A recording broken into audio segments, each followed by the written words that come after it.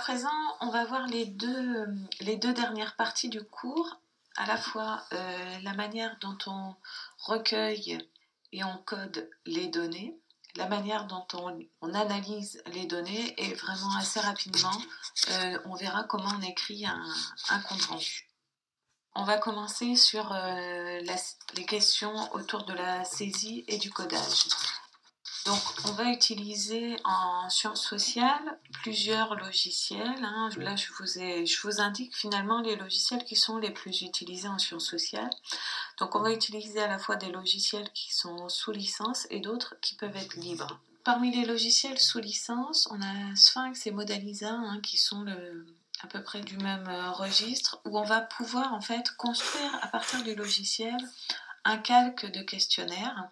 C'est-à-dire que, à la différence des trois autres logiciels, SPSS, Tri2 et R, où il va falloir en fait construire d'abord une base de données et après l'importer sur le logiciel pour éventuellement travailler à partir de ces données, sur Sphinx et Modalisa, il nous donne la possibilité en fait de construire dans le logiciel la base de données à partir du calque du questionnaire.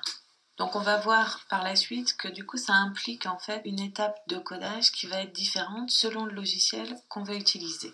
Donc on va avoir deux logiciels libres, Tri2 et R où on va avoir un petit travail de programmation aussi à réaliser, donc qui est moins abordable en fait que les autres logiciels. Donc pour le codage, ça concerne en fait les logiciels en fait qui vont nous permettre d'analyser des bases de données déjà constituées. C'est-à-dire que SPSS, Tri2 et R, vous allez pouvoir importer des bases de données à l'intérieur du logiciel. Vous pouvez très bien aller chercher des bases de données sur le site de l'INSEE ou des bases de données d'enquête déjà réalisées et les intégrer sur les logiciels. Quand on est sur une enquête par questionnaire, on construit soi-même ces données. Donc, il va falloir, si j'utilise ces trois logiciels, que je construise ma base de données et que je la code. On va retrouver deux logiques au niveau de ce codage. Soit j'ai précodé dès la passation du questionnaire chacune des réponses possibles, soit je fais un post-codage à partir des réponses qui auront été renseignées. Et les cuvettes, ce qu'on appelle les cuvettes, vous voyez, c'est V, donc la variable, son numéro à côté, et donc on a les slash avec la cuvette juste à côté. Et donc, je vais renseigner la cuvette après la passation du questionnaire. Soit cette cuvette est renseignée au moment de la passation, j'ai déjà précodé toutes les modalités de réponse, soit il y a un travail après la passation de codage et de remplissage des cuvettes. Pour remplir ces cuvettes, il va falloir que j'élabore un dictionnaire. Ce dictionnaire va me permettre de passer de la langue des personnes interrogées au langage numérique. Chaque variable de l'enquête fait l'objet d'une codification et ce code est associé à chaque modalité de réponse. Donc on va associer une valeur à chaque modalité de réponse. Donc je vous montre un exemple de post-codage. Donc ici, la variable numéro 2 qui correspond à la question numéro 2 sur le questionnaire. La question est: l'arrivée en sociologie à l'université était-elle 1. Un choix, 2. Un non-choix, et du coup, je code en 9 une non-réponse. Donc ici, l'enquêté n'a pas répondu à la question. Donc ici, ça me fait en fait, dans les cuvettes, soit je renseigne 1, 2 ou 9. Donc c'est le même principe qui est appliqué sur l'exemple suivant de la variable numéro 3. Donc à partir de là, je vais constituer un dictionnaire où je vais mentionner un résumé de questions, puis le numéro de la variable correspondante, le nom de cette variable et une description du codage qui est réalisé. Alors soit je suis sur une variable qui est numérique, donc je vais donner l'échelle des nombres attendus, soit je suis sur une variable qui est qualitative telle que le sexe, et donc je vais décrire en fait pour chaque modalité de réponse le numéro correspondant, etc., etc. Donc c'est un travail qui est long à réaliser, qui demande une rigueur importante. Après, il faut savoir qu'une question ne correspond pas toujours à une seule variable, et une variable peut correspondre aussi à plusieurs questions. Je vais m'en expliquer. Donc une question peut correspondre à plusieurs variables. Si on prend l'exemple qui est sur votre diapo, quel est le montant de votre loyer? Donc on va attendre un montant, donc soit une réponse en euros, soit que la personne qu'on enquête nous dise « je ne sais pas », soit la personne ne souhaite pas répondre. Donc ici, on va avoir dans cette question finalement deux variables. Une variable numérique qui est le montant du loyer et une variable qualitative nominale qui est la position de l'enquêté par rapport au loyer. Est-ce qu'il connaît et communique son montant? Est-ce qu'il ne connaît pas le montant? Ou est-ce qu'il refuse de répondre? Donc ici, pour cette question, je vais avoir dans ma base de données deux variables différentes. Mais je peux aussi avoir une variable qui reprend plusieurs questions. Par exemple, ici, on va avoir une question qui s'adresse à l'enquêté « Combien de livres lisez-vous ?» Et on va chercher en fait à faire une synthèse de cette question avec le nombre de livres qui est lu par son conjoint. Donc, on va additionner finalement le score obtenu par la mère au score obtenu par le père et on va synthétiser ces deux scores sur une nouvelle variable qui va être intitulée ambiance livresque domestique, qui va additionner finalement le point, le barème de lecture de la mère et du conjoint pour nous dire si l'ambiance est plutôt défavorable, plutôt neutre ou plutôt favorable. C'est la même logique qu'on retrouve aussi dans les variables synthétiques où il s'agit de faire la synthèse des réponses à plusieurs questions. Donc on a le codage pour construire la base de données avant de l'intégrer dans un logiciel et une fois qu'on a importé sa base de données dans le logiciel, on a aussi souvent du recodage à réaliser. Le recodage, il a plusieurs fonctions.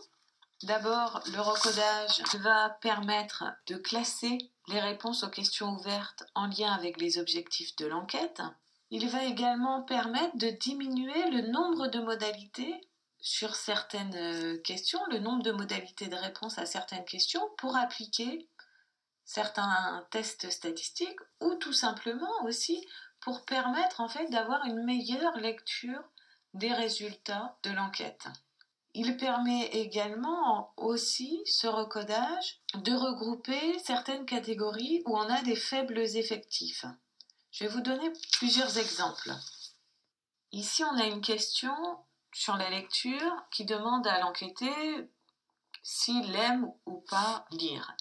Les modalités de réponse sont: est-ce que vous aimez beaucoup lire, assez, peu, pas du tout, ne sais pas.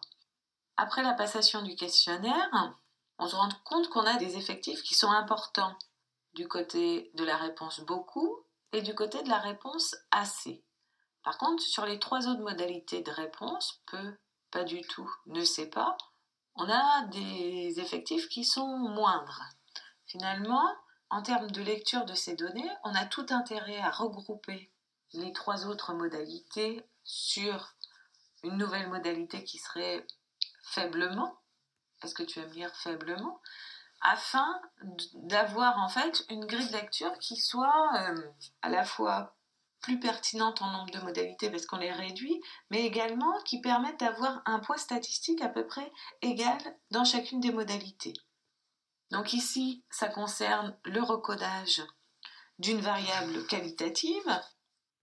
On va voir à présent comment on peut recoder une question ouverte. Donc la question précédente, elle concernait une question fermée. À présent, on va voir comment on peut recoder une question ouverte. Je vous ai repris en fait une illustration que je vous ai déjà indiquée plus haut. Donc ici, on est sur une question qui est imagée. Donc on pose à des instituteurs dans un questionnaire écrit une question sur leur attitude par rapport aux bandes dessinées et est mis en scène un parent qui demande conseil à un instituteur sur les bandes dessinées. Et donc, on demande à l'enquêté ce que va répondre l'instituteur. À partir des différentes réponses dans cette bulle, il va falloir en fait construire des catégories de réponses. Donc il va falloir en fait, en lien aussi avec les questions de recherche que je me pose et en lien avec les modalités de réponse à ma disposition, que je construise en fait des catégories qui soient pertinentes. Donc ici, l'enquêteur propose 6 catégories de réponses. Première catégorie, non, refus marqué. Donc ici, ça concerne en fait des instituteurs qui réprouvent cette forme de littérature, qui ne connaissent pas ou qui ne veulent pas connaître, et ou qui vont mettre en avant qu'il faut lire de vrais livres. Donc on va avoir en fait plusieurs types de réponses dans cette première catégorie. La deuxième catégorie de réponses concerne des instituteurs qui sont réticents et qui mettent en garde. Donc on va avoir des réponses de type « le choix est délicat »,« il y a beaucoup de bandes dessinées qui sont mauvaises »,« il faut que je me documente, il faut que je réfléchisse ». Troisième catégorie de réponse qui est proposée, donc une réponse de dérivation, où plutôt que de proposer des bandes dessinées, l'instituteur va proposer des revues ou des magazines pour jeunes. Quatrième, un choix classique de bande dessinée qui renvoie du côté de Tintin ou d'Astérix. Cinquième, un choix de connaisseur. Ici, en fait, l'instituteur va considérer la BD comme un instrument pédagogique et va orienter vers des BD un peu spécialisées, par exemple l'histoire de France en BD. Et enfin, une sixième catégorie où il n'y a pas de réponse. Donc, ici, à partir des réponses et du questionnement de ma recherche, il va falloir que je construise des catégories pertinentes qui vont permettre de faire entrer les différentes modalités de réponse à cette question ouverte. Alors ça, soit je le fais en codage pour ma base de données, soit je le fais, si je travaille à partir d'un logiciel tel que Sphinx ou Modalisa, je le fais une fois, après avoir saisi finalement chacun de mes questionnaires, je vais recoder ces questions ouvertes en regardant les différentes modalités de réponse. L'avantage, c'est quand je le fais en recodage, c'est que je vais pouvoir aussi proposer plusieurs recodages pour une même question ouverte. Pour décrire les données, le sociologue va avoir plusieurs outils à sa disposition. On a vu précédemment que pour les variables numériques, on pouvait utiliser les indicateurs de tendance centrale tels que la moyenne, la médiane, ou les indicateurs de dispersion tels que l'écart type par exemple. À présent, on va s'intéresser plutôt aux outils qu'on peut mobiliser pour des variables qualitatives. Et principalement, on va mobiliser les tri à plat et les tri croisés. Alors, qu'est-ce que c'est un tri à plat ? Finalement, c'est un tableau simple qui va répondre à une seule question. On va retrouver dans ce tableau une seule dimension. C'est par exemple, quelle est la répartition de ma population selon le sexe ? On prend en compte une seule dimension sur laquelle on a une distribution de la population. Qu'est-ce que c'est un tri à plat ? C'est un tableau simple à une colonne de chiffres.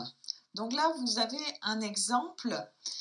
Donc, dans cet exemple de tableau, on va retrouver en fait la répartition de la population sur une seule variable. Donc ici, la variable analysée, c'est le type de baccalauréat. On retrouve également dans cette diapo la population qui est concernée par cette variable. Donc la population concernée, ce sont les bacheliers. On retrouve dans le tableau le nombre de modalités de la variable, 3 modalités. baccalauréat général, baccalauréat technologique, baccalauréat professionnel. Et on va retrouver dans le total l'effectif total de la population et par ligne, la répartition des effectifs en fonction du type de baccalauréat. Quand on est face à un tri à plat, on peut se poser 3 types de questions. La première question est: quelle part occupe dans la distribution telle catégorie de la population? Par exemple, si je reprends le tableau que je vous ai présenté précédemment, je peux m'interroger sur la part qu'occupent les bacs technologiques dans l'ensemble des baccalauréats. Donc ici, pour bien situer la part des bacs technologiques, il va falloir que je calcule des pourcentages. Deuxième type de question, je vais chercher à identifier la caractéristique dominante de la distribution. Donc cette question, c'est par exemple, les bacheliers sont-ils principalement détenteurs d'un bac technologique, ou plutôt de quel type de bac les bacheliers sont-ils principalement détenteurs? Donc ici, en fait, la question va porter sur la valeur centrale d'une distribution. Pour cela, quand on est face à une variable qualitative, telle que le type de bac, je vais recourir au mode, et si ma variable est quantitative, je vais faire appel à la médiane ou à la moyenne. Et enfin, troisième type de question, dans quelle mesure la population est-elle homogène du point de vue de la variable considérée? Donc ici, une distribution est d'autant plus homogène que le plus d'individus possèdent la caractéristique dominante, c'est-à-dire que le mode est proportionnellement plus important. Donc, plus le mode va regrouper d'individus, plus finalement je vais avoir une population homogène. Je vais avoir une population très hétérogène quand toutes les catégories ont le même effectif. Si j'ai le même effectif sur les bacs généraux, les bacs techno et les bacs pro, ça veut dire que là, j'ai un maximum d'hétérogénéité. Pour répondre à ces questions, je vais présenter mon tableau en pourcentage. Donc, je vais faire un transfert de mes effectifs en pourcentage. C'est-à-dire que je vais chercher à identifier, pour 100 baccalauréats obtenus en 2018, finalement, combien il y a de bac général, combien il y a de bac technologique et combien il y a de bac professionnel. À partir de ce tableau, je vais pouvoir répondre à ma première question sur les bacs technologiques. Je peux dire ici que seuls 20% des bacheliers ont obtenu un bac technologique, soit près de 1 bachelier sur 5, ce qui est une proportion marginale. Je peux aussi, à partir de ce tableau, dire que la caractéristique dominante de la distribution, c'est le bac général. Le bac général est donc le mode de cette distribution avec plus de la moitié des effectifs. On voit aussi ici dans la distribution que la population est relativement homogène car une seule catégorie regroupe la moitié des effectifs. Je vous invite aussi dans ce tableau à noter en fait en dessous du total 100%, la référence en fait N égale 677 287 qui correspond au total des effectifs. Donc, quand vous présentez un tableau exclusivement en pourcentage, sans présenter les effectifs, il est indispensable de présenter la base. Alors, à quoi sert le fait de présenter la base? En fait, cette base, elle va permettre au lecteur de juger de la taille de votre population et d'éventuellement la qualité de votre démonstration. Est-ce que finalement votre population est suffisante pour pouvoir avancer ce que vous avancez? Puis aussi, elle permet au relecteur de pouvoir reconstituer les effectifs et éventuellement d'effectuer d'autres calculs. En complément des tri à plat, l'outil qui va nous servir à interpréter nos données, c'est le tri croisé. Si on veut expliquer quelque chose, si on tente de faire apparaître l'influence d'un facteur social ou l'effet d'un déterminant social, c'est le tri croisé que je vais mobiliser.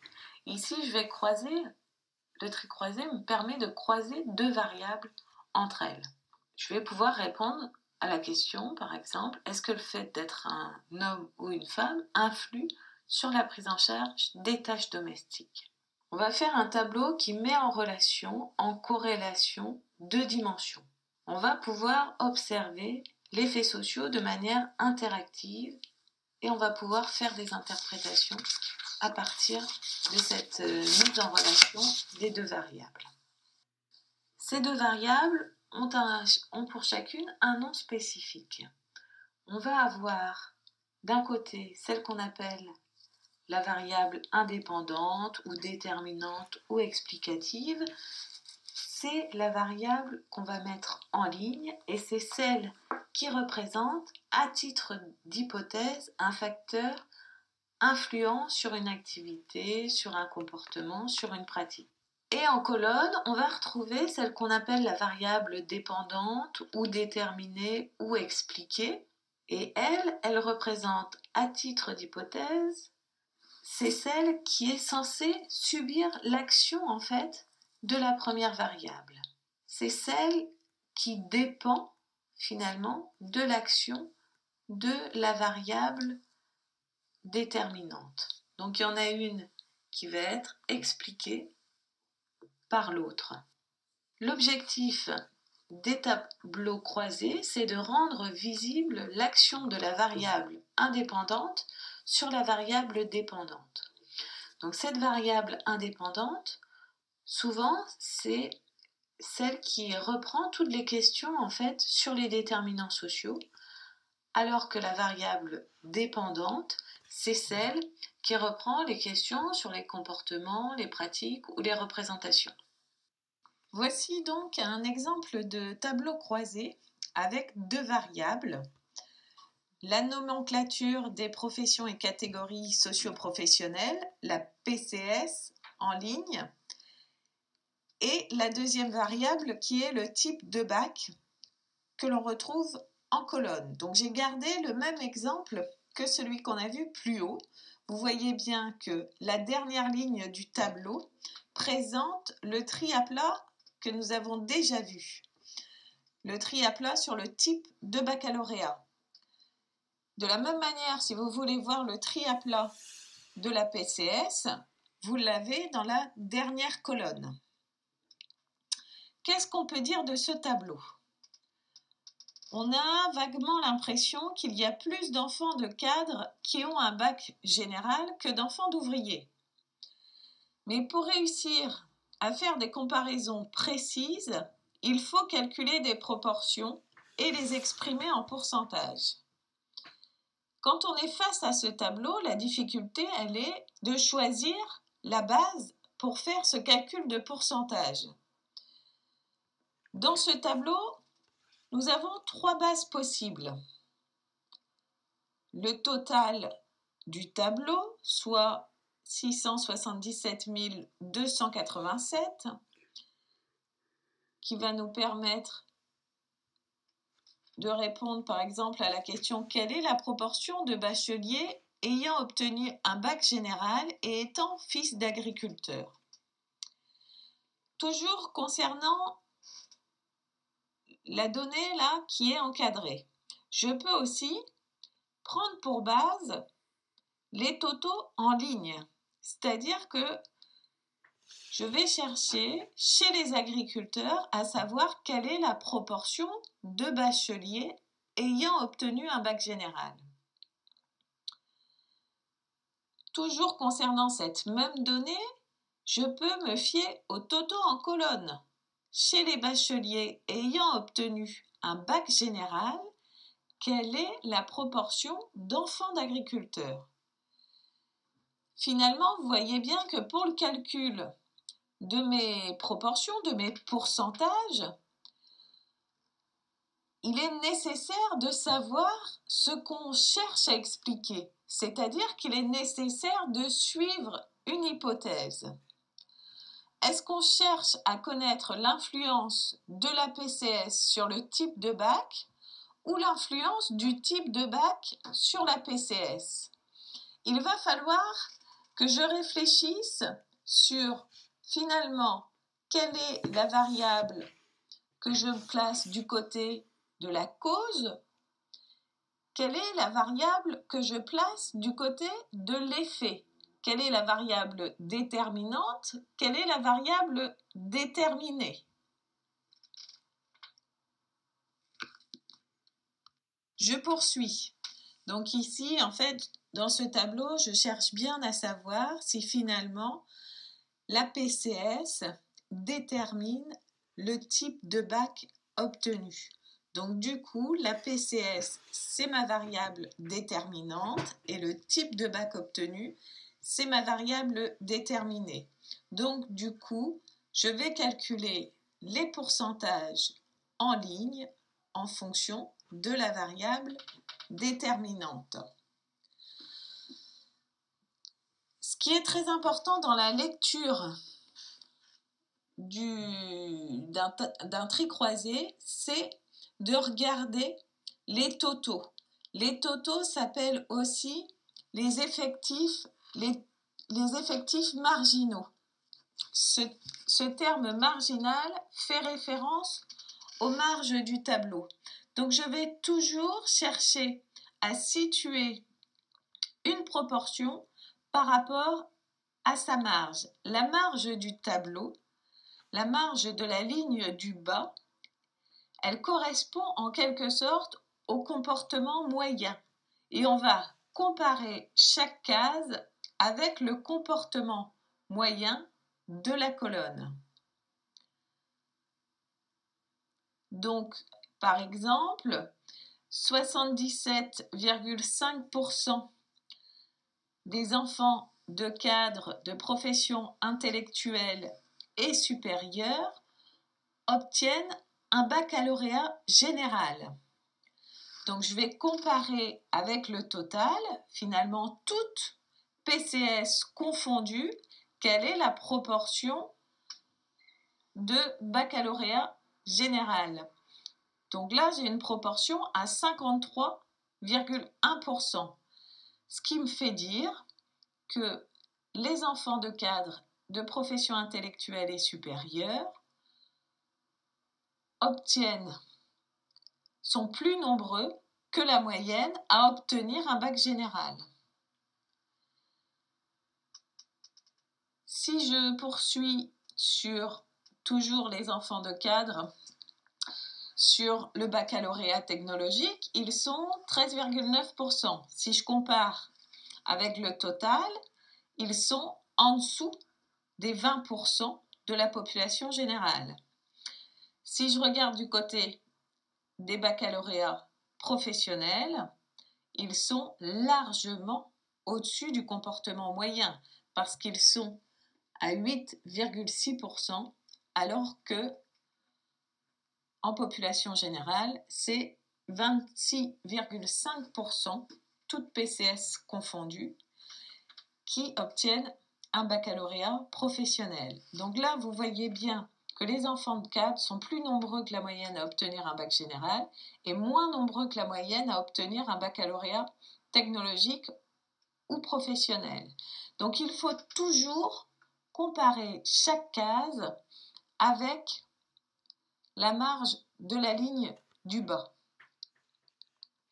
Et ici, si on continue sur la lecture du tableau, par contre, on voit bien que les enfants d'ouvriers sont beaucoup plus nombreux que la moyenne à obtenir un bac professionnel.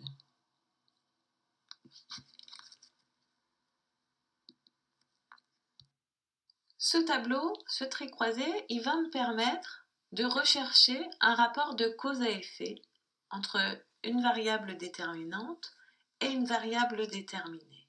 La recherche de cette relation, c'est-à-dire l'hypothèse que je vais chercher à vérifier avec ce tableau croisé, conditionne la construction et la lecture que je vais pouvoir faire de mon tableau. Le tableau, il est bien intégré à une démonstration, il va chercher à montrer un phénomène que je vais expliquer. Pour chaque tableau, il faut lui donner un titre, il faut mentionner les sources des données, c'est-à-dire sur quel type de données je m'appuie. Je m'appuie sur une enquête réalisée par les L2 de sociologie de Rennes 2 en telle année. Je m'appuie sur des données que j'ai été chercher sur le site de l'INSEE qui concerne l'enquête emploi de 2006. D'accord ? Il faut préciser les sources sur lesquelles vous vous appuyez. Il faut également nommer chacune des variables. Il faut nommer les modalités, c'est-à-dire les modalités, ce sont les cas de figure possibles en fait de ces différentes variables. Si je prends la variable sexe, les modalités seront homme, femme. Il faut également que je précise si je parle en effectif ou si je parle en pourcentage. Quelle est l'unité de mesure mobilisée dans mon tableau? Si dans un dossier vous présentez plusieurs tableaux ou graphiques, il faut les numéroter pour que vous puissiez y faire référence dans votre texte. Toujours concernant les règles de construction d'un tableau, donc on retrouve la variable déterminante en ligne et celle que l'on cherche à expliquer en colonne. Les pourcentages sont calculés en fonction de la variable déterminante, donc sont calculés en ligne. La lecture de chaque ligne doit se faire par rapport à la distribution dans la marge. C'est l'exemple que je vous ai donné tout à l'heure sur le croisement entre durée du placement et âge de l'enfant. Et concernant la taille du tableau, le nombre de cases maximum d'un tableau doit être au moins inférieur au nombre de personnes de l'échantillon divisé par 10. C'est-à-dire qu'à partir du moment où j'enquête sur 100 personnes, je ne peux pas avoir plus de 10 cases dans mon tableau. C'est-à-dire, je ne peux pas avoir plus de 5 modalités en ligne et 2 en colonne. Je vais finir à présent sur la manière de construire un compte-rendu d'enquête. Plusieurs règles sont à respecter dans la manière de construire ce compte-rendu. Comme dans toute démarche scientifique, il faut présenter ces données, c'est-à-dire présenter à la fois le contexte de construction du questionnaire, la manière dont a été pensée la population d'enquête, comment a été réalisé l'échantillonnage. Il faut décrire cet échantillon en termes d'âge, en termes de sexe, en termes de catégorie sociale. Donc là, pour décrire l'échantillon, je vais m'appuyer sur des tris à plat. Dans ce compte-rendu, il faut, comme dans tout mémoire scientifique, il faut adopter un fil conducteur, c'est-à-dire avoir une grille de lecture de ces données. Il y a une question de recherche que je me pose et je vais tenir l'analyse de mes données à partir de cette question de recherche. Le lecteur doit comprendre le sens de la démarche dès l'introduction et ne doit pas perdre pied tout au long de votre écrit. Donc les aspects les plus statistiques ne doivent pas faire oublier l'aspect sociologique du texte. C'est bien votre question sociologique au départ qui vous a amené à aller chercher des données sur le terrain par l'intermédiaire d'un questionnaire. Attention à ne pas vous laisser déborder par les différents tests statistiques et à oublier finalement votre question initiale, votre question sociologique. Il faut aussi justifier les choix méthodologiques que vous réalisez, c'est-à-dire qu'il faut objectiver le point de vue à partir duquel vous observez vos données. Pourquoi vous avez recours à telle ou telle thèse? Comment vous avez construit vos recodages, comment vous les justifiez, quels indicateurs permettent de synthétiser vos données pour alimenter une réponse à votre question de recherche. Tout ça, il faut, dans ce compte rendu, qu'on ait en quelque sorte votre cuisine de sociologue. Les étapes aussi par lesquelles vous êtes passé, et il faut justifier ces différentes étapes. Dans ce compte rendu, vous ne pouvez pas tout restituer. Il faut donc faire des choix. Vous n'allez pas pouvoir restituer tous les tris à plat et tous les tris croisés que vous avez réalisés au cours de votre analyse des matériaux.